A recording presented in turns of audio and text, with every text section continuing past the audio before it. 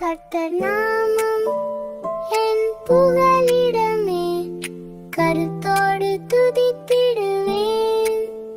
கர்த்தர் நாமம் என் புகலிடமே, கருத்தோடு துதித்திடுவேன்.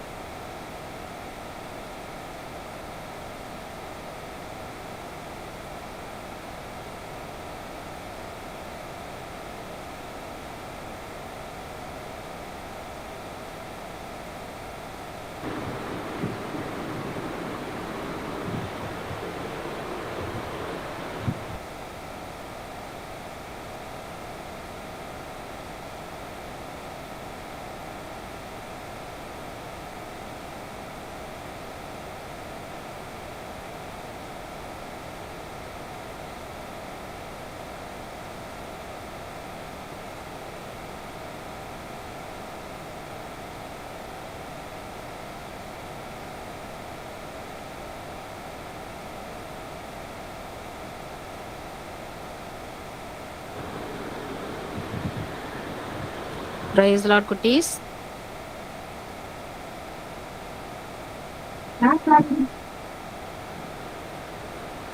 எல்லாம் நல்லா இருக்கீங்களா? கிளாஸ் ஸ்டார்ட் பண்ணுவோமா?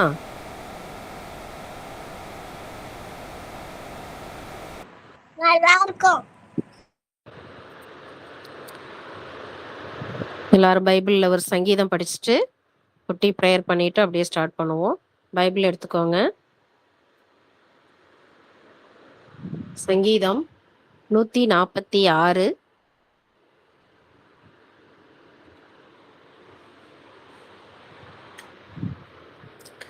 அல்லேலூயா. என் ஆத்துமாவே கர்த்தரை துதி. நான் உயிரோடு இருக்கும் மட்டும் கர்த்தரை துதிப்பேன். நான் உள்ளளவும் என் தேவனை கீர்த்தனம் பண்ணுவேன். பிரபுக்களையும் இரட்சிக்க திராணி இல்லாத மனுபுத்திரனையும் நம்பாதேயுங்கள். அவனுடைய ஆவி பிரியும், அவன் தன் மண்ணுக்கு திரும்புவான். அந்நாளிலே அவன் யோசனைகள் அழிந்து போம். யாக்கோபின் தேவனை தன் துணையாக கொண்டிருந்து தன் தேவனாகிய கர்த்தர் மேல் நம்பிக்கையை வைக்கிறவன் பாக்கியவான். அவர் வானத்தையும் பூமியையும் சமுத்திரத்தையும் அவைகளிலுள்ள யாவையும் உண்டாக்கினவர். அவர் என்றென்றைக்கும் உண்மையை காக்கிறவர். அவர் ஒடுக்கப்பட்டவர்களுக்கு நியாயம் செய்கிறார். பசியாயிருக்கிறவர்களுக்கு ஆகாரம் கொடுக்கிறார். கட்டுண்டவர்களை கர்த்தர் விடுதலையாக்குகிறார். குருடரின் கண்களை கர்த்தர் திறக்கிறார். மடங்கடிக்கப்பட்டவர்களை கர்த்தர் தூக்கிவிடுகிறார். நீதிமான்களை கர்த்தர் சிநேகிக்கிறார். பரதேசிகளை கர்த்தர் காப்பாற்றுகிறார். அவர் திக்கற்ற பிள்ளையையும் விதவையையும் ஆதரிக்கிறார். துன்மார்க்கரின் வழியோ கவிழ்த்து போடுகிறார். கர்த்தர் சதா காலங்களிலும் அரசாளுகிறார். சீயோனே, உன் தேவன் தலைமுறை தலைமுறையாகவும் ராஜரீகம் பண்ணுகிறார். அல்லேலுயா. ஆமேன். Praise the Lord, குட்டீஸ். Praise the Lord. நல்லா இருக்கீங்களா? கேக்குதா? நான் பேசுறது கிளியர் கேக்குதா? எனக்கு இங்க பவர் ஷட் டவுன் ஆயிடுச்சு, அதனால மொபைல் நெட்வொர்க் பேசுறேன். உங்களுக்கு கேக்குதா நான் பேசுறது? Praise the Lord. கேக்குது. ஓகே, சரி. எல்லாரும் இப்ப என்ன பண்ணலாம், சின்ன குட்டீஸ் எல்லாரும் முழங்கால் படிட்டுங்க, ப்ரேயர் பண்ணிட்டு நம்ம கிளாஸ்க்குள்ள போலாம். ஓகேவா? நன்றி இயேசுவே, போற்றி இயேசுவே, நிமிஷம் நிக்கிற நன்றி இயேசுவே, போற்றி இயேசுவே, நன்றி இயேசுவே, போற்றி இயேசுவே, நன்றியோடு துதிக்கிறோம் ஆண்டவரை, நாவாளை துதிக்கிறோம், இயேசுவை துதிக்கிறோம், இறைவனை துதிக்கிறோம், தந்தையை துதிக்கிறோம், தகப்பனை துதிக்கிறோம். என்றென்றும் உம்மை துதித்து போற்றி புகழ்ந்து பாடி ஆராதித்த ஆண்டவரை உங்களுக்கு நன்றி செலுத்துகிறோம் ஆண்டவரே. நிக்கிறபக்தி சக்ரா. மத்தேயு 10வது அதிகாரம் 26, 27 வசனத்தின்படி, அவர்களுக்கு பயப்படாதிருங்கள், வெளியாக்கப்படாத மறைபொருளும் இல்லை, அறியப்படாத ரகசியம் இல்லை. நான் உங்களுக்கு இருளிலே சொல்லுகிறதை நீங்கள் வெளிச்சத்திலே சொல்லுங்கள், காதிலே கேட்கிறதை நீங்கள் வீடுகளின் மேல் பிரசித்தம் பண்ணுங்கள் என்ற வார்த்தையின்படியாக ஆண்டவரே, நீர் எங்களுக்கு வெளிப்படுத்துகின்ற இந்த ராஜ்யத்தின் ரகசியத்தை, உன்னதமான தேவதாயினுடைய அந்த மறைபொருளை நீர் எங்களுக்கு, உம்முடைய பிள்ளைகளாகிய இந்த ஏழைகளாகிய எங்கள் ஒவ்வொருவருக்கும் நீர் வெளிப்படுத்தி கொண்டிருக்கிறீர். இதை நாங்கள் அறிந்து கொண்டு கற்றறிந்து தேர்ந்தவர்களாக நாங்கள் உலகமெங்கும் சென்று நற்செய்தியை அறிவிக்கும் பொழுது இந்த மறைபொருளையும் அறிவித்து எல்லாம் உள்ள தேவதாய்க்கு மகிமையை கொண்டு சேர்க்கக்கூடிய பிள்ளைகளாக நாங்கள் மாறும்படியாக எங்களுக்கு ஞானத்தையும் அறிவையும் உணர்வையும் தந்தருளும். எங்கள் கண்களை திறந்தருளும், எங்கள் காதுகளை திறந்தருளும். நாங்கள் உம்மண்டையிலே நிற்கிறோம் தாயே, நீரே எங்களுக்கு தயவாய் உடைய பரிசுத்தமுள்ள தேவ குமாரணத்திலே பரிந்து பேசி எங்கள் தலைமையிலே உங்கள் கைகளை வைத்து எங்களுக்கு விண்ணக ஆசீர்வாதங்களை பொழியும்படியாக உடத்தில் கெஞ்சி மன்றாடி நிற்கிறோம். நீரே எங்களை பொறுப்பெடுத்துக் கொள்ளும். நாங்கள் யாரிடம் செல்வோம் ஆண்டவரே? வாழ்வு தருகின்ற வார்த்தை உம்மிடம் ஒன்றோ உள்ளது. நாத்துமாவே கர்த்தரை ஸ்தோத்திரி, என் முழு உள்ளமே கர்த்தருடைய பரிசுத்த நாமத்தை ஸ்தோத்திரி. நாத்துமாவே கர்த்தரை ஸ்தோத்திரி, கர்த்தர் செய்த சகல உபகாரங்களையும் இன்றைக்கும் என்றைக்கும் என்றென்றைக்கும் உள்ள சதாகாலங்களையும் மறவாதே என் ஆத்துமாவே. ஆமென். Praise the Lord. மரியே வாழ்க. Praise the Lord. Praise the Lord. நம்ம இன்னைக்கு கிளாஸ்க்குள்ள போவோம். போன வாரம் நம்ம என்ன பார்த்தோம்னாக்கும், எகிப்துல திருக்குடும்பம் இருந்த அந்த நிலைமையை பார்த்தோம். அவங்க எவ்வளவு ஏழைகளா வாழ்ந்துகிட்டு இருந்தாங்க, அவங்க வீடெல்லாம் எப்படி இருந்துச்சு அப்படிங்கிறது போன வாரம் கிளாஸ்ல நம்ம பார்த்தோம். இந்த வாரம் வந்து நம்ம வந்து சேசுவுக்கு கொடுக்கப்பட்ட முதல் தொழிற்கல்வி பாடம் அப்படிங்கிற அந்த அத்தியாயம் வந்து நம்ம பார்க்க போறோம். இப்போ போன காட்சிக்கும் இந்த காட்சிக்கும் இடையில வந்து போன காட்சி வந்து சேசுவை வந்து கை குழந்தைய தூக்கிக்கிட்டு எகிப்துக்கு போயிருப்பாங்க. அப்புறம் எகிப்துல இருக்கும்போது சேசு வந்து ஒரு பாயில உக்காந்து விளாண்டுட்டு இருப்பாரு. அப்புறம் நடப்பாரு. ஸோ அவளை சின்ன பிள்ளையா, ஒரு வயசு பிள்ளையா அவர் இருப்பார். இப்ப இந்த காட்சியில வந்து சேசு வந்து 5 வயசு சிறுவனா இருக்கிறார். 5 வயசு சிறுவன்னா 5 வருஷம் ஆயிடுச்சு. இப்ப அவங்க வந்து எகிப்துல இருந்து நாசரேத்துக்கு வந்துட்டாங்க.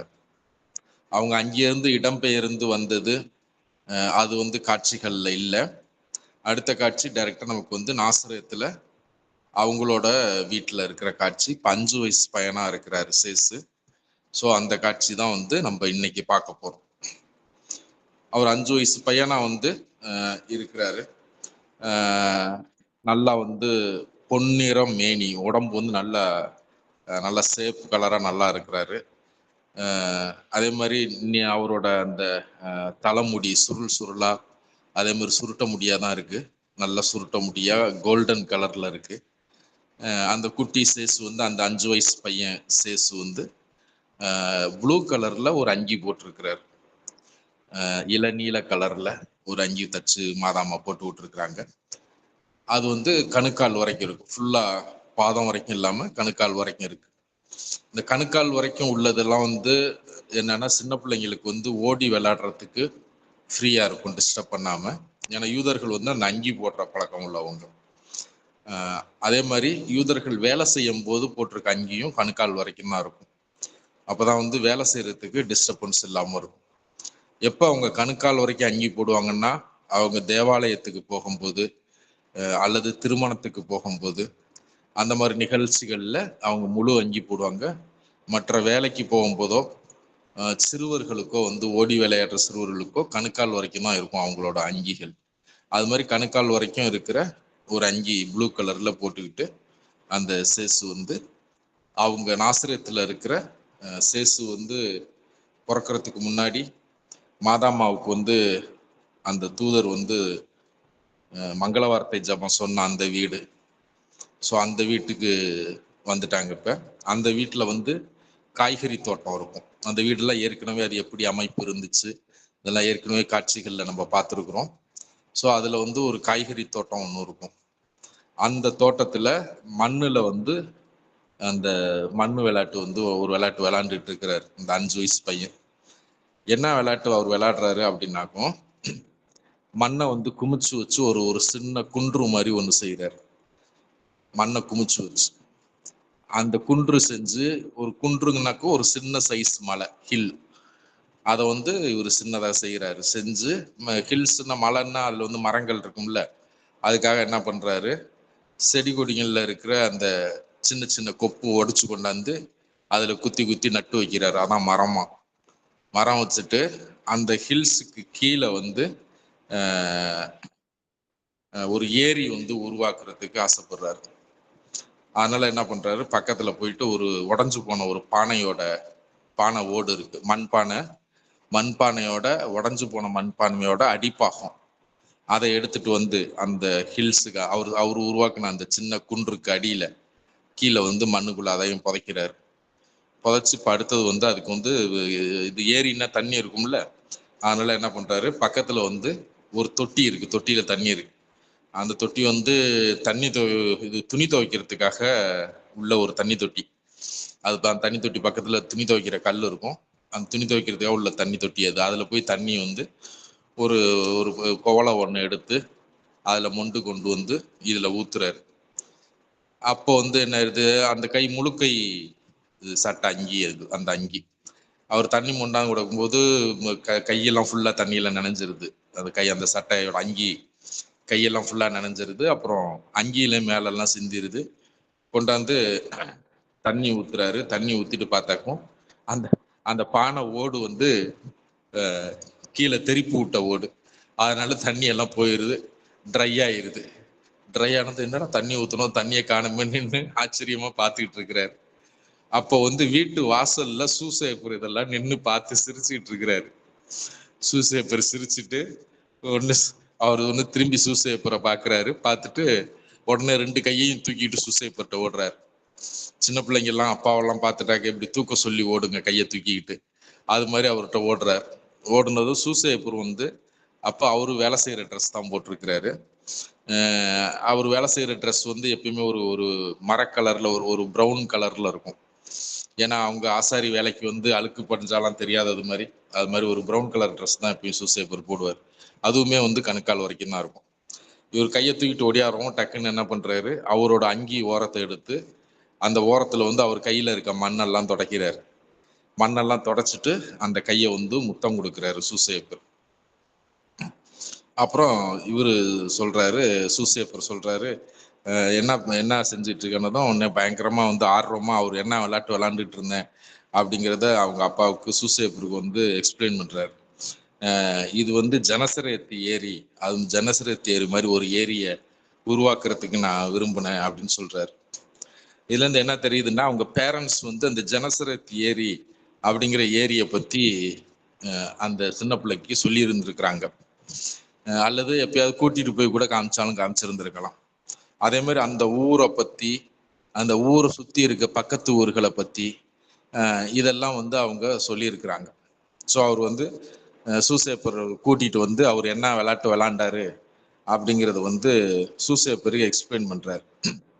எக்ஸ்பிளைன் பண்ணப்போ என்ன சொல்றாரு, இதுதான் ஜனசரேத் ஏரி அப்படின்னு சொல்லி அந்த பானை ஓட்ட வச்சு செஞ்சார்ல அதை சொல்றாரு. அப்புறம் அந்த கொப்பு கொப்பா நட்டு வச்சார்ல, நட்டு வச்சு அது பக்கத்துல வந்து ஒரு சின்ன பாதை மாதிரி ஒரு பாதை உருவாக்கினாரு. பக்கத்துல வந்து என்ன சொல்றாருனாக்கும், இங்கதான் மக்தலா இருக்கு அப்படிங்கிறாரு, இங்கதான் திபேரியாஸ் இருக்கு அப்படிங்கிறாரு. இந்த திபேரியாஸ் மக்தலாவுக்கு அந்த பக்கம் வந்து கப்பர்நகும் ஊர் இருக்கு அப்படின்னு சொல்றாரு. அப்புறம் ஒரு ரோடு மாதிரி செஞ்சாரு. இந்த ரோடு வந்து நாசரேத்துக்கு போற சாலை இது சொல்லிட்டு அது வந்து கானா ஊர் வழியா போகுது அப்படின்னு சொல்றாரு. ஸோ ஒரு சின்ன ஊரே உருவாக்கி இருக்கிறாரு அவர். ஸோ அந்த ஊர் பேர்லாம் சொல்றாரு. இவர் சொல்ற ஊர் பேர்லாம் நிஜத்திலே அப்படி ஊரு இருக்கு. இவங்க ஊரை சுத்தி இருக்கிற ஊர் இதெல்லாம், அந்த ஏரி, இந்த இதெல்லாம் வந்து அந்த ஜனசரத் ஏரி இதெல்லாம் வந்து அவங்க ஊர் பக்கத்துல இருக்குது. ஸோ அவங்க ஊரை பத்தி அந்த 5 வயசு பையனுக்கே வந்து அவங்க பேரண்ட்ஸ் சொல்லி கொடுத்துருப்பாங்களாட்டிருக்கு. அதனால அதை வந்து ஒரு ஒரு சின்ன மாடல் மாதிரி செஞ்சு அதான் விளையாட்டு, மண்ணு விளையாட்டு விளையாண்டுட்டு இருக்கிறாரு. அப்புறம் சூசேப்பர் சொல்றாரு, இது ரொம்ப அதெல்லாம் கவனமா சூசேப்பர் கேட்கிறாரு. அவரு அந்த அந்த 5 வயசு பையன் சொல்றது வந்து ரொம்ப ஆர்வமாகவும் ரொம்ப கவனமாகவும் அப்படி ஊக்கமாகவும் அதை கேட்கிறாரு.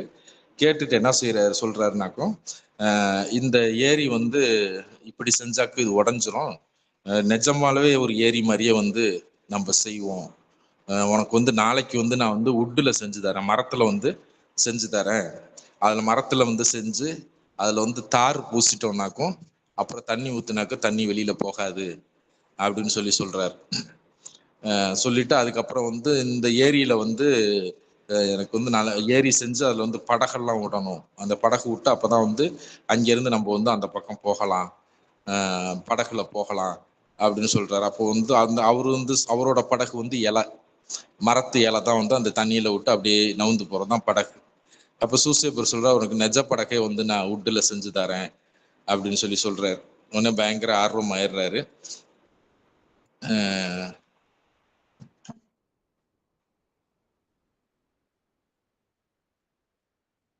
இப்போ வந்து சூசேப்பர் என்ன பண்றாரு, அவர் பேசிக்கிட்டே கூட்டிகிட்டு அவரோட பற்றை இருக்குல்ல, அவங்க வீட்டு உள்ளுக்கு வந்து ஒரு ஒரு பற்றா இருக்கும். ஃபர்ஸ்ட் வந்து அந்த வீட்டுக்கு, மரியாளோட வீட்டுக்கு சூசேப்பர் வந்து நிச்சயம் முடிஞ்சதுக்கு அப்புறம் மரியாளை வந்து கூட்டிட்டு வரும்போது மரியாள்கிட்ட வந்து கேட்பாரு, உங்களுக்கு ஆட்சேபனை இல்லைன்னா இந்த இடத்துல வந்து நான் ஒரு பற்றை போட்டுக்கிறேன் அப்படின்னு சொல்லி கேட்பாரு. அப்ப மரியாள் வந்து தாராளமா போட்டுக்கோங்க, எனக்கு எந்த ஆட்சேபனை இல்லைன்னு சொல்லியிருப்பாங்க. ஸோ அந்த பற்றைக்கு வந்து கூட்டிட்டு போறாரு சூசேப்பர். கூட்டிட்டு போனாக்கா அங்கே ஒரு அந்த சேசு நிற்கக்கூடிய ஹைட்டுக்கு ஒரு பெஞ்சு ரெடி பண்ணி வச்சிருக்கிறார். இப்போ ஆசாரி தொழில் வந்து அந்த வுட்டு கார்பெண்டர் வந்து அவங்க வேலை செய்யும் போது அவங்களுக்குன்னு ஒரு வேலை செய்யற டேபிள் ஒன்று இருக்கும். அவங்களோட ஹைட்டுக்கு ஏற்ற மாதிரி இருக்கும். அந்த டேபிள் மேலே வச்சு தான் வந்து உட்டு வேலையெல்லாம் வந்து செய்வாங்க, மர வேலைகள் செய்வாங்க. இப்போ வந்து மர வேலைகளில் வந்து என்னென்ன இருக்கும்னாக்கும் மரத்தை அறுக்கிறது இருக்கும். அப்புறம் அறுத்ததுக்கு அப்புறம் வந்து அதை வந்து ஷைனிங்காக கரெக்டாக பர்ஃபெக்டாக அந்த பிசுரெல்லாம் இல்லாமல் இருக்கிறதுக்கு இலப்புளின்னு ஒன்று இருக்குது, இலப்புளி போட்டு சீவுவாங்க. சீவுனதும் அதில் உள்ள பிசுரெல்லாம் போயிட்டு நல்லா வளவலன்னு அந்த மரம் ஆகும். அந்த இலப்புளி போடுறது இருக்கும். அப்புறம் வந்து சின்ன சின்ன ஓட்டைகள் போடுறதுக்கும் கரெக்டாக இது பண்ணுறதுக்கு ஒரு உளின்னு ஒன்று வச்சுருப்பாங்க. அது ஒரு ஷார்ப்பான ஒரு ஒரு ஒரு டூல் அது. ஸோ உளி வச்சுருப்பாங்க. அப்புறம் வந்து ஆணி அடிக்கிறதுக்கு சுத்தியல் வச்சுருப்பாங்க. இதெல்லாம் வந்து பேசிக்கான டூல்ஸ். மரத்தை அறுக்கிறதுக்கு ரம்பம் வச்சுருப்பாங்க. இது ஆசாரிங்க வச்சுருக்கிற பேசிக்கான டூல்ஸு. இதெல்லாம் வந்து ஒரு டேபிள் மேலே வச்சு வேலை செய்வாங்க. அதான் வந்து அவங்க வேலை செய்கிற ஒரு டேபிள். ஸோ இப்போ இவர் வேலை செய்கிற அந்த பட்டறைக்கு அந்த சின்ன சேசுவை கூட்டிகிட்டு போகிறாரு. கூட்டிகிட்டு போயிட்டு அங்கே பார்த்தாக்க சேசுவோட சைஸுக்கு ஒரு டேபிள் இருக்கு, ஒரு சின்ன டேபிளாக, பெருசாக இல்லாமல். ஏன்னா ஆசாரிங்க வந்து நிஜம் போலே பெருசாக செய்யும்போது அதுக்கேற்ற மாதிரி பெரிய டேபிளாக இருக்கும். ஒரு கதவு செய்கிறாங்கன்னா கதவு சைஸுக்கு அதில் போட்டு செய்கிறதுக்கு அந்த டேபிள் இருக்கும். சின்ன ஒரு பையனை வந்து ஆசாரி தொழில் பழகும் போது அவன் சைஸுக்கு சின்ன டேபிளாக தான் இருக்கும். அவன் வந்து நிஜம் போலே பெரிய பொருளாக எதுவும் செய்ய போகிறதில்ல. அதனால வந்து ஒரு சின்ன டேபிள் இருக்கு. அதில் வந்து பார்த்தா வரிசையாக டூல்ஸ் அடுக்கி வச்சிருக்கிறார், ஒரு சின்ன ஆசாரிக்கு தேவையானது. இவங்க அப்பா வந்து ஆசாரி தொழில் செஞ்சதுனால பையனுக்கும் இப்போ வந்து ஆசாரி தொழிலை வந்து சொல்லி கொடுக்கறதுக்கு அவருக்கு அதுக்கு தேவையான டூல்ஸ் எல்லாம் ரெடி பண்ணி வச்சிருக்கிறார். அதில் என்னென்ன இருக்குன்னாக்கும் ஒரு சின்ன சுத்தியல் இருக்கு, அப்புறம் ஒரு சின்ன ரம்பம் இருக்கு, அப்புறம் சின்ன திருப்புளி இருக்கு. திருப்புளியுமே ஆசாரி தொழிலுக்கு தேவை. அப்புறம் சின்ன இலைப்புளி இருக்கு. இந்த இலைப்புளி அப்படிங்கிறது தான் வந்து நான் சொன்ன அந்த இலைப்பு செய்யறது. அது அந்த மரத்து மேல வச்சு இலைப்புளியை வச்சு இழுத்து இது பண்ணும்போது அப்படியே பேப்பர் மாதிரி அப்படியே நைஸா மரத்தை வந்து உரிச்சுக்கிட்டு வரும். அந்த காஞ்சு போன மரத்தை அது நைஸா பேப்பர் மாதிரி உரிச்சிட்டு வர்றது தான் வெளியில வந்து விழும்போது அப்படி சுருண்டு இருக்கும். அந்த சுருள் வச்சுதான் வந்து போன காட்சியில வந்து ஆட்டுக்குட்டி பொம்மையில வந்து கழுத்துல மாலை மாதிரி போட்டு விளாண்டுட்டு இருப்பாரு பாருங்க, அது வந்து இந்த இலப்புளியை வச்சு இறைக்கும் போது வர்றது. ஸோ இவர் சைஸுக்கு வந்து எல்லாமே சின்ன சின்னதா ஒரு ஒரு செட்டே வந்து ரெடி பண்ணி பெஞ்சு மேல பரப்பி வச்சிருக்கிறாரு. பரப்பி வச்சுட்டு அப்புறம் வந்து அந்த சேசுவை கூப்பிட்டு அதை சொல்லித்தராரு. அவர் என்ன சொல்லித்தராரு அப்படின்னாக்கும் அந்த ஃபர்ஸ்ட் அந்த சின்ன ரம்பத்தை எடுத்து இந்த ரம்பத்தை இப்படிதான் பிடிக்கணும் அப்படின்னு அவர் கையில கொடுத்து அதை பிடிக்க வச்சு இந்த கட்டை வரலை இப்படி மடக்கிக்கணும், இல்லைன்னா வந்து கையில வந்து அறுத்துரும், அதனால கையை வந்து சேஃப்டியா வச்சுக்கணும் அப்படின்ட்டு ஃபர்ஸ்ட் ஒரு சின்ன மரத்துண்டு எடுத்து கொடுத்து இதை வந்து இப்படி வச்சுக்கிட்டு இதுல அணைச்சு இப்படி வந்து அறுக்கணும் அப்படின்னு ஒரு மரத்தை அறுக்கிறதுக்கு வந்து சொல்லித்தராரு.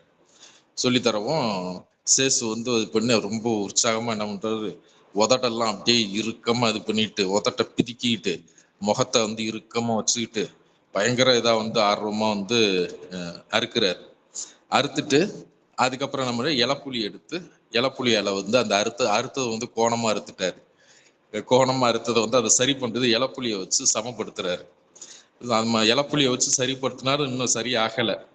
உடனே வந்து சூசேப்பர் வந்து பயங்கரமா பாராட்டுறாரு சேசுவை, நீ நல்லா வேலை செய்யற, சூப்பரா செய்யற அப்படின்ட்டு சொல்றாரு.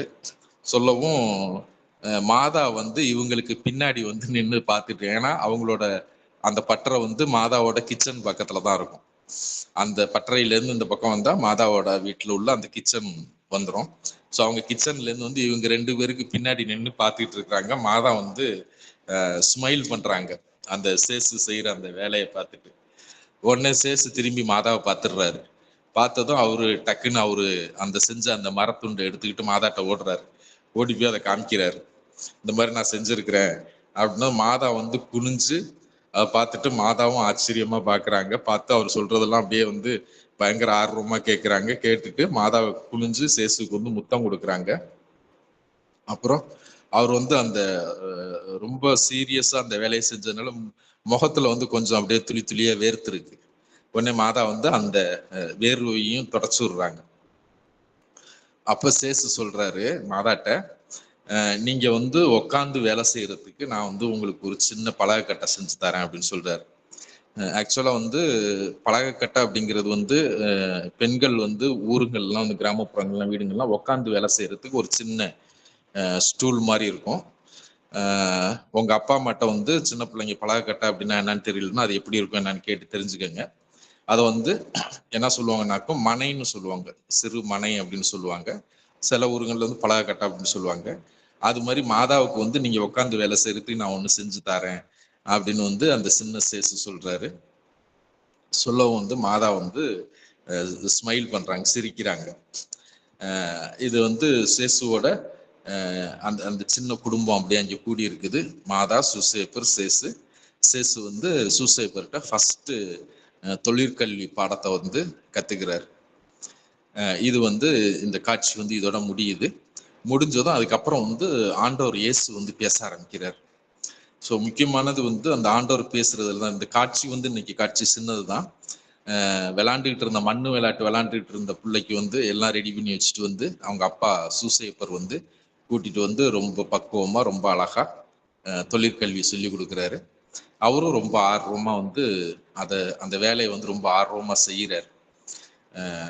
இது தான் அந்த காட்சி. இது முடிஞ்சிருது. அங்கே மரியாளும் இருக்கிறாங்க, 3 பேர் இருக்கிறாங்க, அந்த திருக்குடும்பம் எல்லாம் இருக்கு. இப்ப ஆண்டவர் வந்து பேச ஆரம்பிக்கிறார். காட்சி முடிஞ்சதுக்கு அப்புறம் ஒவ்வொரு காட்சியிலே ஆண்டவர் பேசுவார்ல, அது மாதிரி இந்த காட்சியை பத்தி ஆண்டவர் பேசுறாரு. இந்த காட்சியை பத்தி ஆண்டவர் பேசுற விஷயங்கள் வந்து இன்னைக்கு வந்து நமக்கு சின்ன பிள்ளைகளா இருக்கிற நமக்கும் ரொம்ப முக்கியமான விஷயங்கள் ஆண்டவர் பேசியிருக்கிறாரு. அதே மாதிரி பேரண்ட்ஸுக்கும் ரொம்ப முக்கியமான விஷயங்களை பேசியிருக்கிறாரு. அதனால வந்து ஆண்டவர் என்ன பேசுறாரு அப்படிங்கிறது வந்து ஒரு சில இடங்கள்ல வந்து ஆண்டவர் பேசின கருத்தை மட்டும் சொல்லுவேன். ஒரு சில இடங்கள்ல ஆண்டவர் பேசினதை அப்படியே வந்து நான் வந்து உங்களுக்கு வாட்ச் காமிப்பேன். இன்னைக்கு வந்து பேரண்ட்ஸ் வந்து ரொம்ப கவனமா கவனிங்க. அந்த திருக்குடும்பத்துல வந்து ஒரு குடும்பம் எப்படி இருக்கணும், பேரண்ட்ஸ் கிட்ட வந்து பிள்ளைங்க எப்படி இருக்கணும், பிள்ளைங்கள்ட்ட பேரண்ட்ஸ் எப்படி இருக்கணும், அதே மாதிரி கணவன் மனைவி இருக்கிற அந்த குடும்பத்துல வந்து அந்த கணவன் மனைவி எப்படி இருக்கணும், இந்த விஷயங்களை வந்து ஆண்டவர் வந்து பேசியிருக்கிறார். அதுல வந்து இப்ப ஆண்டவர் பேசும்போது ஃபர்ஸ்ட் வந்து சூசேப்பரை பத்தி பேசுறாரு. என்ன சொல்றாருனாக்கும், எல்லாரும் வந்து நீங்க சொல்றீங்க சூசேப்பர் வந்து சூசேப்பர் வந்து இயேசுவை வந்து வளர்த்த வளர்ப்பு தந்தை தான் அப்படின்னு நீங்க சொல்றீங்க. அது உண்மைதான். ஆனா வந்து அவர் வந்து வெறும் தந்தையா மட்டும் இல்லை, அவர் வந்து ஒரு ஆம்பளையா இருந்ததுனால எங்க அம்மா மாதிரி எனக்கு வந்து பால் கொடுத்து வளர்க்க முடியல அவரால். ஆனா வந்து ஒரு தாய்க்குரிய அந்த அன்பும் கருணையும் அந்த காருண்யமும் அவர்கிட்ட இருந்துச்சு, சூசேப்பர்கிட்ட இருந்துச்சு அப்படின்னு சொல்றாரு. சொல்லிட்டு எனக்கு கிடைச்ச வாத்தியார் வந்து ரொம்ப அன்பான வாத்தியாரு. அவங்க அப்பாவை தான் சூசேப்பரை தான் சொல்றாரு, ரொம்ப அன்பான வாத்தியாரு. இவ்வளோ அன்பான வாத்தியார் வந்து எந்த ஸ்டூடெண்ட்டுக்கும் கிடைக்குமான்னு எனக்கு தெரியல அப்படின்னு சொல்றாரு. அவ்வளோ அன்பாவும் அவ்வளோ கருசனையாவும் அவர் வந்து அந்த கார்பெண்டர் தொழிலை வந்து இயேசுவுக்கு வந்து சொல்லி கொடுத்தாராம். 5 வயசுலேருந்தே ஆரம்பிச்சிட்டாரு அவர் சொல்லி கொடுக்கறதுக்கு. அது வெறும் தியரியா சொல்லி கொடுக்காம ப்ராக்டிக்கலா செய்யறதுக்கு அவரு சைஸுக்கு தேவையான டூல்ஸையும் ரெடி பண்ணி கொண்டாந்து வச்சு அவர் பட்டறையிலேயே வந்து அவருக்கு ஒரு இடம் கொடுத்து இயேசுவுக்கும் அந்த பட்டறையை வந்து அப்பையிலேருந்தே உருவாக்கி கொடுத்துருக்கிறார். அதை வந்து ஆண்டவர் சொல்றாரு. சொல்லிட்டு அடுத்த நிமிஷம் என்ன சொல்றாரு ஆண்டவர், இப்ப இதெல்லாம் பேசுறது ஆண்டவர் எப்ப பேசுறாரு, இப்ப பேசுறாரு. இப்பனாக்கும் உயிர் தெழுந்ததுக்கு அப்புறம் ராஜரிகத்தோட போய் பிதாவாக்கிய தேவன் பக்கத்துல அரியணையில கடவுளா உட்கார்ந்து இருக்கிறாருல, இப்ப வந்து இறங்கி ஆண்டவர் பேசுறாரு. அந்த பழைய காட்சிகளை பத்தி, அந்த பழைய நிகழ்வுகளை பத்தி ஆண்டவர் பேசிட்டு இருக்கிறாரு. இப்ப என்ன சொல்றாருனாக்கும், தேவசுதனா கடவுளோட மகனா இருந்த எனக்கு வந்து அறிவு வந்து பரிபூர்ணமா இருந்துச்சு. இது வந்து நீங்க நல்லா சிந்திச்சு பாருங்க. எனக்கு அறிவு பரிபூர்ணமா இருந்தாலும் அந்தந்த வயசுக்குரிய குணாதிசயங்களும் அந்த விளையாட்டு அந்த சின்ன பிள்ளைக்குரியது அது எல்லாமே என்கிட்ட இருந்துச்சு. அதையும் சொல்றாரு. இந்த ஒட்டுமொத்த உலகத்தையும் படைச்சவரு, எல்லாத்தையும் வந்து நம்ம கண்ணால பாக்குறது நம்ம கண்ணால பார்க்காதது இது எல்லாத்தையும் படைச்ச சர்வ ஞானம் சர்வ அறிவு உள்ள கடவுள் வந்து இந்த விஷயங்களை சொல்றாரு. அந்த அறிவுலாம் என்கிட்ட இருந்துச்சு, அந்த சின்ன வயசுல என்கிட்ட இருந்துச்சு. ஆனா வந்து அந்தந்த வயசுக்குரிய அந்த சின்ன பிள்ளைங்க விளையாட்டு, அந்த மண்ணு விளையாட்டு, அது அந்த சின்ன மாடல்ஸ் மாதிரி செஞ்சு விளையாடுறது, அப்புறம் அப்பாவை பார்த்தா வந்து கையை தூக்கிட்டு தூக்க சொல்றது, அந்த குணாதிசயங்களும் என்கிட்ட இருந்துச்சு அப்படிங்கிறத சொல்றாரு. சொல்லிட்டு அதுக்கப்புறம் முக்கியமான விஷயம் என்ன சொல்றாருனாக்கும், என்னோட தெய்வீக அறிவின் பரிபூரணத்தை வந்து நான் வந்து மனித அறிவின் பூரணத்துக்கு வந்து உட்படுத்திக்கிட்டேன், தாழ்த்திக்கிட்டேன் அப்படின்னு சொல்றாரு.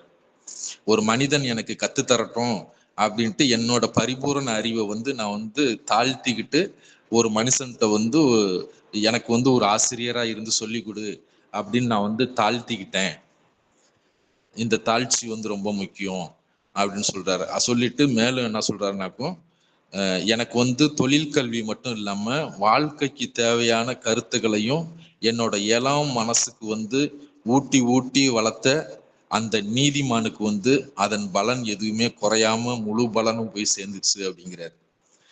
சூசைப்பருக்கும் தெரியும், மாதாவுக்கும் தெரியும், அவங்க வந்து பிறக்கிறதுக்கு முன்னாடியே வந்து ஏஞ்சல் சொன்னதுனால பிறக்க போறது கடவுளோட குழந்தைன்னு தெரியும்.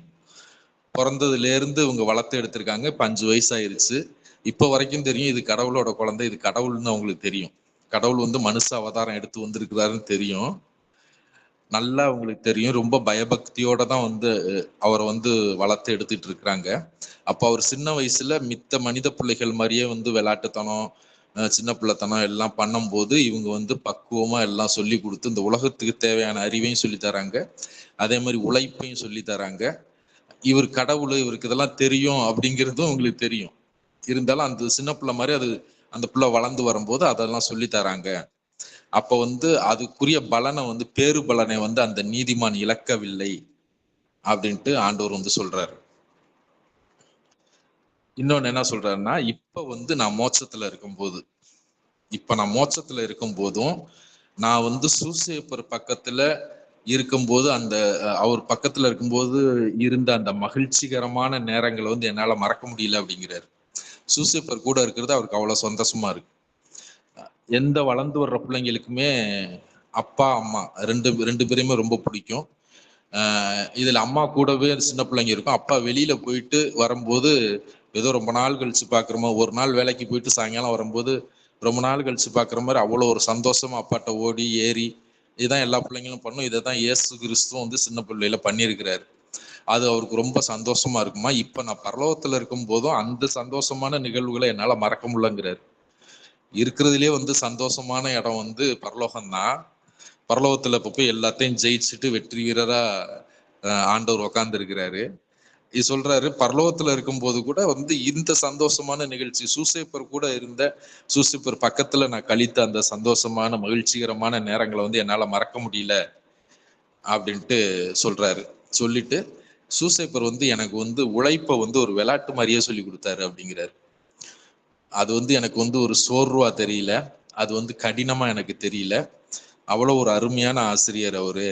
எனக்கு விளையாட்டு மாதிரியே வந்து தொழிலை சொல்லி கொடுத்தாரு. அதே மாதிரி என்னை வந்து எப்பயுமே சோம்பலா இருக்க வந்து அவர் அனுமதிச்சதே இல்லை. சோம்பலா இருக்க அவர் என்னை அனுமதிச்சதே இல்லை. வேலையவே வந்து விளையாட்டு மாதிரியே சொல்லி எனக்கு கடுமையான உழைப்பாளியா அவர் மாத்திட்டாரு அப்படின்ட்டு சூசேப்பரை பத்தி ஆண்டவர் சொல்றாரு.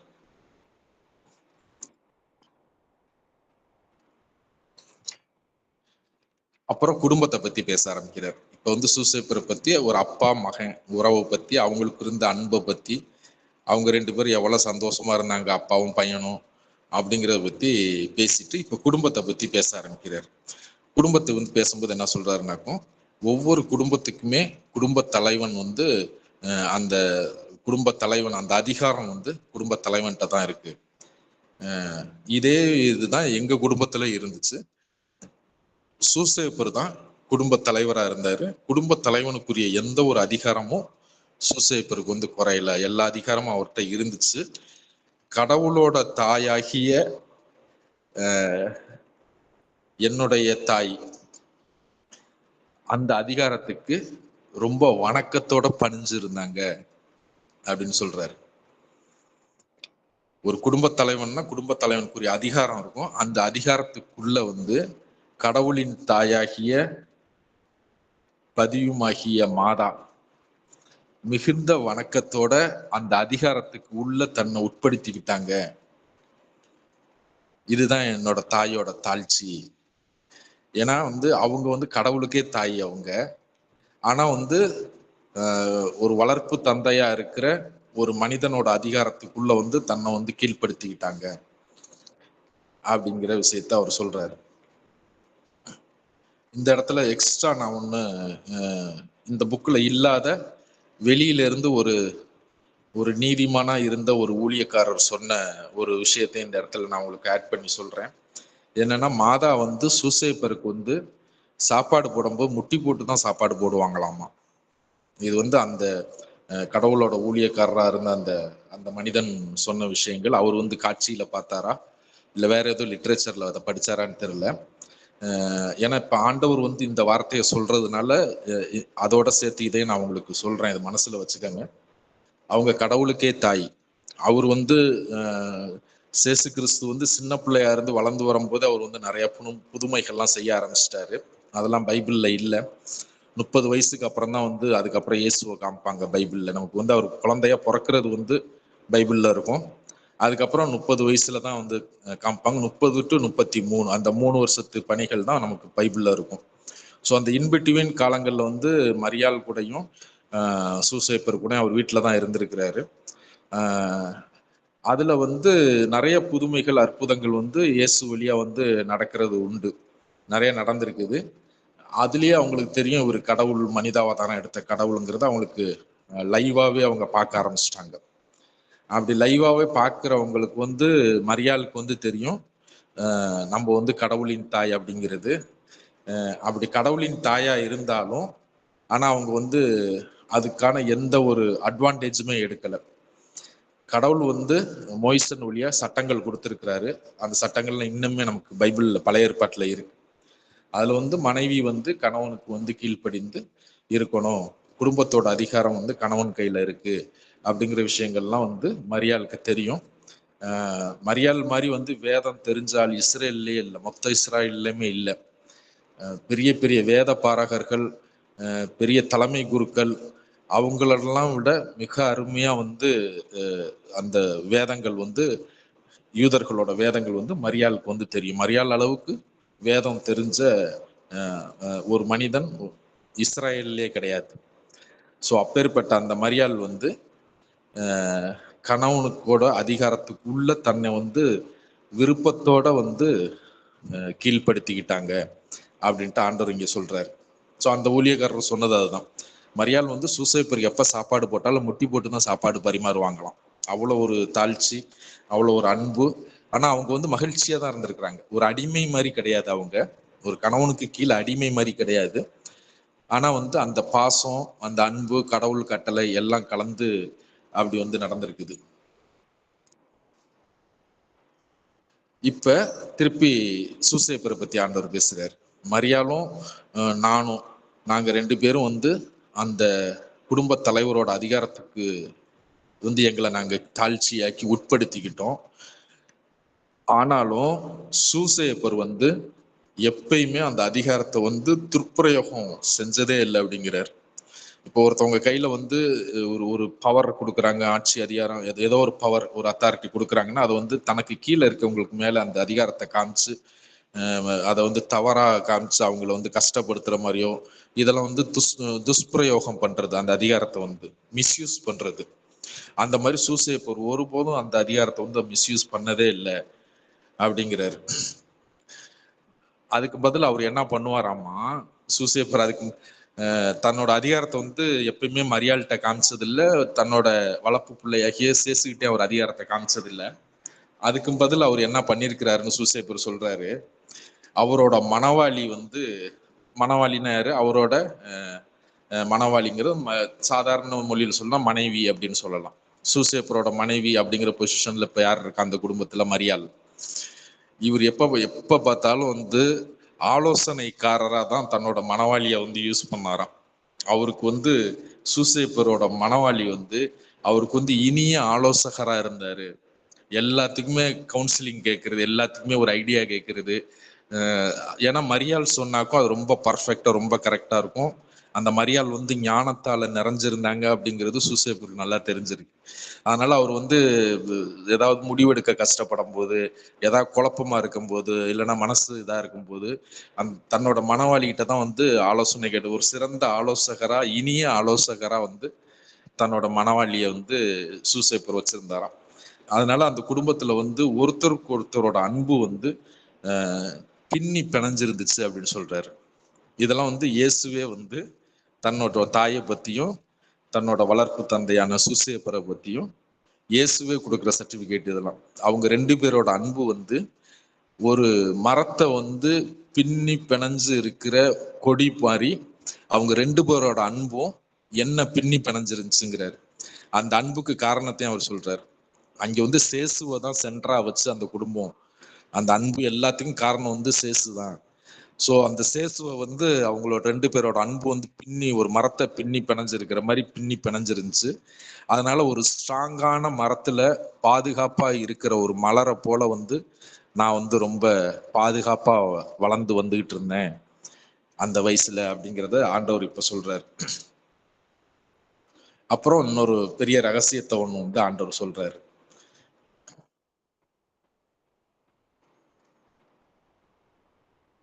என்ன சொல்றாருனாக்கும், என்னோட அந்த சின்ன வயசு காரணமா என்னால வந்து அந்த வயசு பருவத்துல உலகத்தை வந்து முழுசா கவனிக்க முடியல, உத்து பார்க்க முடியல. ஏன்னா சின்ன பிள்ளைங்க அவங்களோட சொந்த உலகத்துல இருப்பாங்கன்னு சொல்லுவாங்கல்ல, அது மாதிரி அந்த வயசுல வந்து என்னால உலகத்தை வந்து உத்து பார்க்க முடியாத வயசு. அந்த வயசுல வந்து நான் பரலோகத்துல இல்லை அப்படிங்கிற வருத்தம் எனக்கு இல்லை அப்படின்னு சொல்றாரு. நான் பரலோகத்தை வந்து மிஸ் பண்றேன். ஏன்னா அவர் பரலோகத்துல இருந்து வந்தவர். ஒரு இடத்துல வசனம் கூட இருக்கு, ஆண்டவரே சொல்லுவாரு, நம்ம புதிய ஏற்பாட்டு காஸ்பிள்ல இருக்கு. என்ன சொல்லுவாருனாக்கும், நீங்க எல்லாம் வந்து கீழிருந்து வந்தவங்க, நான் வந்து மேல இருந்து வந்தவன் அப்படின்னு சொல்லி ஆண்டவர் சொல்லுவார். அதனால இப்ப இந்த இடத்துல என்ன சொல்றாருன்னா ஆண்டவர், நான் வந்து பரலோகத்தை வந்து மிஸ் பண்றேன் அப்படிங்கிற இதே எனக்கு இல்லை. ஏன் அப்படி இல்லைன்னாக்கும், பிதாவும் பரிசுத்த ஆவியானவரும் என் கூட தான் இருந்தாங்க அப்படிங்கிறாரு. அவர் சொல்லிட்டு உடனே கூடவே என்ன சொல்றாருனாக்கும், என் கூட தான் இருந்தாங்கன்னா எப்படி இருந்தாங்கன்னா, என் தாய்க்குள்ள இருந்தாங்க. அவங்க 2 பேரும் என்னோட தாய்க்குள்ள இருந்தாங்க. அதனால வந்து நான் பரலோகத்தை மிஸ் பண்ணவே இல்லை அப்படின்னு சொல்றாரு. சொல்லிட்டு சூசேப்பரை பத்தி என்ன சொல்றாருனாக்கும்,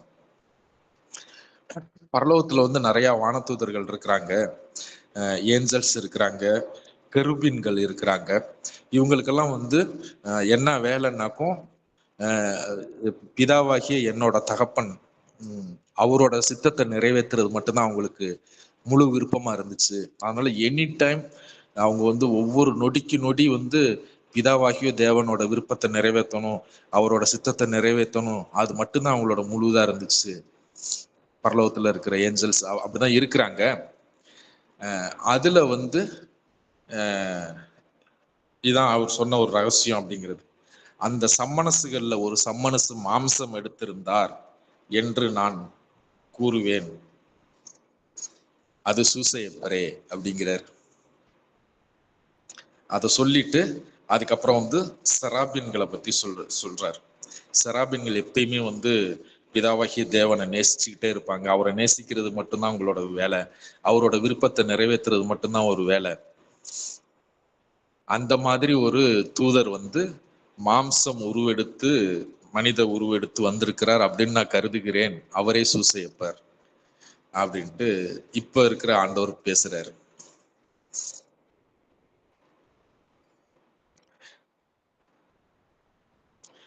அப்புறம் என்ன சொல்றாருனாக்கும்,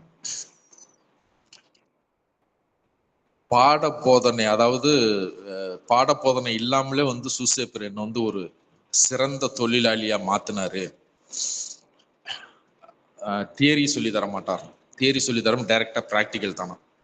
பாட போதனை இல்லாமலே சூசேப்பர் வந்து இந்த இடத்துலலாம் ஆண்டவர் பேசும்போது சூசேப்பரும் பேசும்போது அர்ச்சிஷ்ட சூசேப்பர் அப்படின்னு தான் பேசுறாரு. எங்கெல்லாம் சூசேப்பரை பத்தி ஆண்டவர் பேசுறாரோ அதுலலாம் வந்து அர்ச்சிஷ்ட சூசேப்பர் அப்படின்னு தான் பேசுறாரு ஆண்டவர். அந்த மாதிரி வந்து தியரியே இல்லாம பிராக்டிக்கலாவே வந்து எல்லாத்தையும் சொல்லி கொடுத்தாரு அப்படிங்கிறாரு. சொல்லிட்டு இப்ப வந்து ஓவரால் குடும்பத்தை பத்தி பேசுறாரு. அந்த குடும்பம் எப்படி இருந்துச்சுன்னு பாருங்க. அந்த காட்சியில அந்த சின்ன பையன் வந்து எல்லா அறிவும் அவனுக்குள்ள இருந்துச்சு. அந்த சேசுவுக்கு எல்லா அறிவும் இருந்துச்சு. இருந்தாலும் தன்னை தாழ்த்திக்கிட்டு ஒரு மனித தந்தையோட அறிவுகிட்ட இருந்து நம்ம பாடம் எடுத்து கத்துக்குவோம் அப்படின்னு தாழ்த்திட்டு கீழ்ப்படுத்திக்கிட்டாரு. மரியாள் கடவுளின் தாயாகிய என்னோட அன்னையும் வந்து தன்னை கீழ்ப்படுத்திக்கிட்டு தன்னை தாழ்த்திக்கிட்டு கணவனோட அதிகாரத்துக்கு தன்னை உட்படுத்திக்கிட்டாங்க. அதே மாதிரி சூசையப்பரும் வந்து தன்னோட அதிகாரத்தை எப்பயுமே வந்து துஷ்பிரயோகம் பண்ணாம அவருக்கு வந்து ஒரு ஆசிரியை போல ஒரு கவுன்சிலர் மாதிரி ஒரு ஆலோசகரா தான் என்னோட தாயை வந்து அவர் வந்து மதிச்சு எல்லாம் நடந்துக்கிட்டாரு. அந்த குடும்பத்துல வந்து முகசுளிப்பே இருந்ததில்ல, வாக்குவாதமே இருந்ததில்ல. ஒரு கருத்து சொன்னாக்கும் மாற்று கருத்து அப்படின்ட்டு மாற்று கருத்து இருந்ததில்ல. ஏன்னா அந்த குடும்பத்துல இருந்து ஒரு முடிவு எடுக்கிறாங்க, ஒரு கருத்து சொல்றாங்கன்னா அது வந்து எல்லாருமே ஏத்துக்க கூடியதான ஒரு நல்ல கருத்தா தான் இருக்கும். அதனால அங்க வந்து மாற்று கருத்தே இல்லை. அந்த குடும்பத்துல வந்து வாக்குவாதமே நடந்ததில்லை. அந்த குடும்பத்துல அன்பு நிறைஞ்சிருந்துச்சு, பாசம் நிறைஞ்சிருந்துச்சு அப்படின்னு சொல்றாரு. சொல்லிட்டு இந்த காலத்து பெற்றோர்களுக்கு சொல்றாரு, இந்த 20ஆம் நூற்றாண்டின் பெற்றோரே அப்படின்னு சொல்றாரு. சொல்லிட்டு உங்க குழந்தைங்க எப்படி இருக்கு, உங்க பேச்ச கேக்குதா, நீங்க வந்து ஒரு பேரண்ட்ஸுக்குரிய அதிகாரத்தை நீங்க பயன்படுத்துறீங்களா? ஒரு குழந்தைன்னாக்கும் அந்த குழந்தை வெறும் மாம்சம் கிடையாது, அதுக்கு வந்து ஒரு மனசு இருக்கு, அதுக்கு ஒரு இருதயம் இருக்கு, அந்த குழந்தைக்கு ஒரு ஆன்மா இருக்குது. அந்த ஆன்மாவையும் அந்த இருதயத்தையும் வளர்த்தெடுக்கிற பொறுப்பு தாய்க்கும் தந்தைக்கும் மட்டும்தான் இருக்கு. அந்த உரிமையும் கடமையும் அவங்களுக்கு மட்டும்தான் இருக்கு, வேற யாருக்குமே இல்லை. நீங்க பாட்டுக்கு விட்டுறீங்க. இந்த காலத்து குழந்தைங்கலாம் எப்படி இருக்குன்னா, பேரண்ட்ஸ்க்கு முன்னாடி ரொம்ப ரஃபா இருக்கிறீங்க, பேரண்ட்ஸ் பேச்ச கேட்காம கீழ்ப்படியாம ரொம்ப ரஃபா இருக்கிறீங்க. என்னமோ நீங்க தான் வந்து உங்க பேரண்ட்ஸுக்கு வந்து அதிகாரி போல நடந்துக்கிறீங்க. உங்க பேரண்ட்ஸும் அவங்களோட கடமையை வந்து உணராம நீங்க சொல்றபடி கேட்டுக்கிட்டு, நீங்க அடம் பிடிக்கிற மாதிரி கேட்டுக்கிட்டு, அது தப்பானதா இருந்தாலும் வந்து அதை வந்து உங்களுக்கு செஞ்சு கொடுக்குறாங்க. இது ரொம்ப தப்பு. இது அப்படி இருந்துச்சுனாக்கும் இந்த குடும்பம் வந்து பின்னாட்கள்ல உடஞ்சு போயிடும். அந்த மாதிரி குடும்பங்கள் உடஞ்சு போறதுதான் சாத்தான் விரும்புறான். நீங்க இப்படிதான் பண்ணுவீங்கன்னாக்கும் கல்யாணம் பண்ணி குழந்தை பெற்று குடும்பம் அப்படின்னு உருவாகிறது, அதுக்கு அப்படி உருவாகாமலே இருந்துட்டு போயிடலாம்ல, இப்படிலாம் ஆண்டவர் பேசுறாரு. அதனால வந்து ஒரு குடும்பம் அப்படின்னாக்கும் அந்த குடும்பத்துல வந்து ஒவ்வொருத்தரும் அவங்கவுங்க ரோலை கரெக்டா இது பண்ணணும். தகப்பன் வந்து அந்த குடும்பத்தோட தகப்பனுக்குரிய அந்த அதிகாரத்தை பயன்படுத்தி அந்த குடும்பம் நல்லா இருக்கிறதுக்கு வழி நடத்தணும். பிள்ளைகள் வந்து பேரண்ட்ஸுக்கு வந்து கீழ்ப்படியணும். நான் சகல அறிவும் சகல ஞானமும் நிறைஞ்ச ஆளா இருந்தும் நான் வந்து என் தகப்பனோட இதுக்குன்னு என்னை கீழ்ப்படுத்திக்கிட்டேன். அப்ப வந்து பிள்ளைகள் வந்து நீங்க உங்க தகப்பனுக்கும் தாய்க்கும் கீழ்ப்படியணும். இந்த விஷயங்களை வந்து ஆண்டவர் பேசுறாரு. ஸோ இதை பேசி வந்து ஆண்டவர் முடிக்கிறாரு. இந்த காட்சியில பின்னாடி இருக்கு. போன வாரத்துக்கு முந்தின வாரம் ஐசக் பிரதர் வந்து அந்த ஆப் வந்து நம்ம குரூப்ல போட்டு விட்டாங்க, இந்த புக்கு இருக்கிற ஆப். ஸோ பேரண்ட்ஸ் வந்து கொஞ்சம் அது ஆப்பை டவுன்லோட் பண்ணி இந்த பகுதியை வந்து படிச்சு பாருங்க. சேசுவுக்கு கொடுக்கப்பட்ட முதல் தொழிற்கல்வி பாடம் அப்படின்னு அத்தியாயம் 37 இருக்கும். அதுல காட்சி முடிஞ்சதுக்கு அப்புறம் இப்ப நான் சொன்ன இந்த விஷயங்கள் எல்லாம் ஆண்டவர் டீட்டெயிலா சொல்லியிருக்கிறாரு. இதை வந்து பேரண்ட்ஸ் படிச்சு பாருங்க. படிச்சு பார்த்து உங்க பிள்ளைங்களுக்கும் ஒருக்கா திருப்பி ஆண்டவர் என்ன சொல்றாரு, இந்த காட்சியை பத்தி ஆண்டவர் என்ன சொல்றாரு, நல்லா வந்து படிச்சு பார்த்து உங்க பிள்ளைங்களுக்கு ஒருக்கா நீங்க சொல்லுங்க. ஏன்னா இந்த இதுல வந்து ஆண்டவர் என்ன பேசியிருக்கிறாருன்னா, அவங்க பிள்ளைங்களை வந்து கடவுளுக்குள்ள வளர்க்கறது வந்து அப்பாவுக்கும் அம்மாவுக்கும் மட்டும்தான் உரிமையும் கடமையும் இருக்குது, வேற யாருக்குமே இது இல்லை அப்படிங்கிறார். அதனால அவங்கவுங்க பிள்ளைங்களை வளர்க்க வேண்டியது பேரண்ட்ஸோட கடமை அப்படின்னு ரொம்ப தெளிவா சொல்றாரு ஆண்டவர். அதனால இதை ஒரு ஹோம்ஒர்க் மாதிரி, பேரண்ட்ஸ்க்கு ஹோம்ஒர்க்கு, நீங்க வந்து அந்த ஆப்ல இருந்து இந்த பார்ட்டை படிச்சு பாருங்க. படிச்சு பார்த்துட்டு உங்க பிள்ளைங்களுக்கு வந்து நீங்க வந்து கடவுளோட வேதங்களை சொல்லி கொடுக்கறதுல ரொம்ப கொஞ்சம் எக்ஸ்ட்ரா கேர் போட்டு சொல்லி கொடுங்க. இதுக்கு அடுத்தடுத்த காட்சிகள்ல வந்து சேசு வந்து கொஞ்சம் வளர்ந்த சேசுவா இருப்பாரு. நம்ம பைபிள்ல படிக்கிறோம்ல, 12 வயசுல ஆண்டவர் வந்து கோயில்ல காணாம போறது, அந்த காட்சிகள் வரும். அந்த காட்சிக்கு முன்னாடி ஒரு சடங்கு ஒன்று இருக்கு, யூதர்களோட சடங்கு. அந்த சடங்கு முறைப்படி சேசுவை கோயிலுக்கு கூட்டிட்டு போய் அந்த சடங்கு செய்வாங்க. அந்த சடங்கு செய்யறது வந்து ஒரு எக்ஸாம் மாதிரி. அது வைவா எக்ஸாம்னு சொல்லுவாங்கல்ல. அப்புறம் வாத்தியார்லாம் ஒன்னா சேர்ந்து உட்காந்துக்கிட்டு ஸ்டூடெண்ட்டை வந்து கேள்வி கேட்பாங்க. அந்த கேள்விக்கெல்லாம் பதில் சொன்னா பாஸ் பண்ண மாதிரி. அந்த மாதிரி யூதர்களோட சட்டங்கள் பிரகாரம், முறைமைகள் பிரகாரம் அப்படி ஒரு முறைமை இருந்திருக்கு. அதுக்கு சேசுவை கூட்டிட்டு போவாங்க.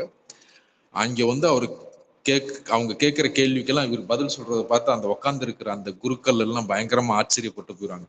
உனக்கு யாரு வேதத்தை இவ்வளவு தெளிவா சொல்லி கொடுத்தது அப்படின்ட்டு.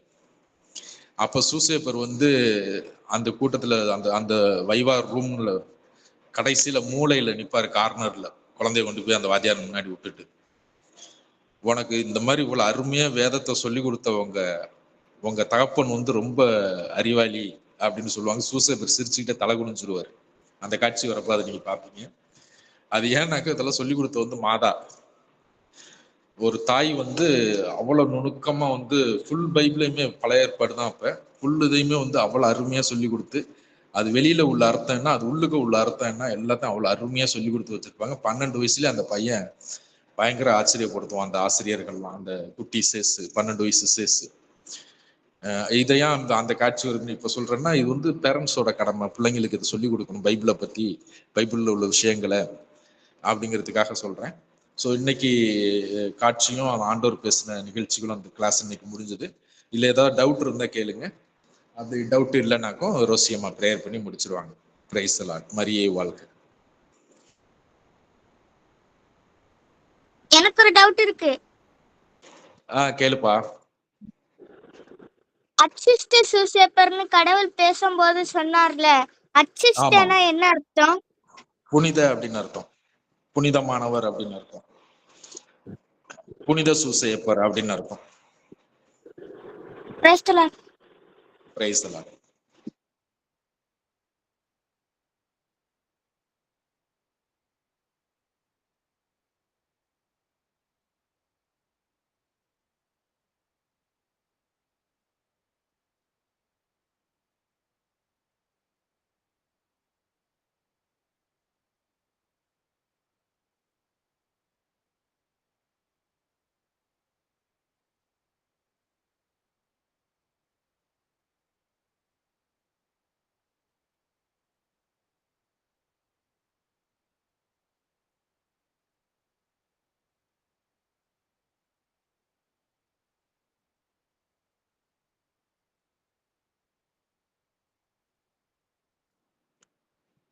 வேற ஏதாவது டவுட் இருக்கா உங்களுக்கு யாருக்கும்? வேற யாருக்கும் டவுட் இருந்தா கேளுங்க, இல்லைன்னா ப்ரேயர் பண்ணி முடிச்சிடலாம்.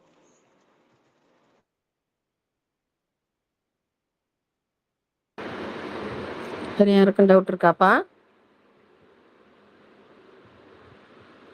இல்ல. ஓகே. ஆண்டவருக்கு நன்றி. இப்ப எல்லாருமே இதை கேட்டீங்க. ஏசப்பா வந்து எல்லாம் தெரிஞ்சிருந்தாலும் என்ன செஞ்சாங்க? அவங்க அப்பா சொன்னதை கேட்டாங்க இல்லையா? அதே போலதான் நம்மளும் என்ன செய்யணும்? நம்ம பேரண்ட்ஸ் சொல்றத கேட்கணும். எல்லாரும் இனிமே வந்து சில பிள்ளைங்க என்ன பண்ணுவீங்க, கொஞ்சம் இப்போ படிக்காத பேரண்ட்ஸு, ஏதோ கம்ப்யூட்டரோ மற்ற ஏதோ ஒரு இது வந்து உங்களுக்கு தெரிஞ்சிச்சுன்னா அம்மா அப்பாட்ட நம்ம வந்து இது நமக்கு தான் தெரியும் அப்படின்னு சொல்லிலாம் சொல்கிறோம். அது மாதிரிலாம் பேசுவீங்க, ஏற்று பேசுவீங்க, அப்படிலாம் இருக்கக்கூடாது. சரியா? நமக்கு தெரிஞ்சிருந்தாலும் பேரண்ட்ஸ் சொல்லும்போது அதை வந்து நம்ம கேட்டுக்கணும். சரியா? தெரியாத சொல்லி தருவாங்க. தெரிஞ்ச விஷயமா இருந்தாலும் அந்த ஏசப்பாட்டா இருந்த அந்த குணத்தை, அந்த பண்பு உங்களுக்கு வேணும்னு நீங்க வந்து ஏசப்பாட்டா கேட்டு மன்றாடுங்க. அதே மாதிரியே நீங்க வந்து இருக்கணும். சரியா? இருப்பீங்களா?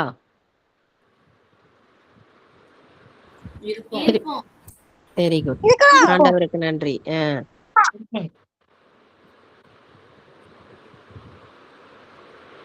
வேற எதுவும் சந்தேகம் இருக்கா? சரி, முடிச்சுக்குவோம். ஆண்டவருக்கு நன்றி. நன்றி ஏசப்பா, நன்றி மாதாமா.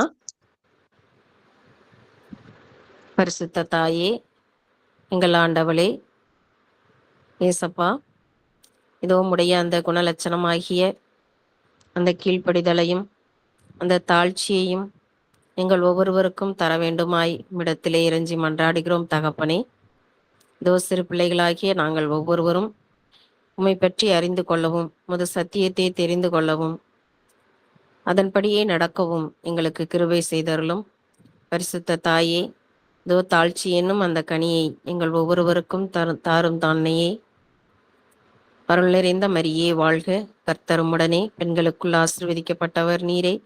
உடைய திருவயிற்றின் கனியாகிய இயேசுவும் ஆசீர்வதிக்கப்பட்டவரே. அச்சிஷ்ட மரியாயே, சர்வேசுடைய மாதாவே, பாவிகளாயிருக்கிற எங்களுக்காக இப்பொழுதும் எங்கள் மரண நேரத்திலும் வேண்டிக் கொள்ளும். ஆமீன். Price the Lord. மரியே வாழ்க.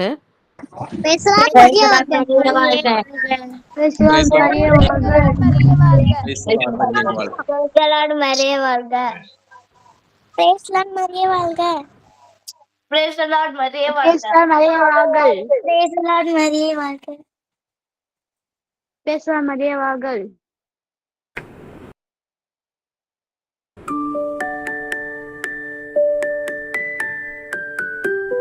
Praise the Lord, மரியே வாழ்க.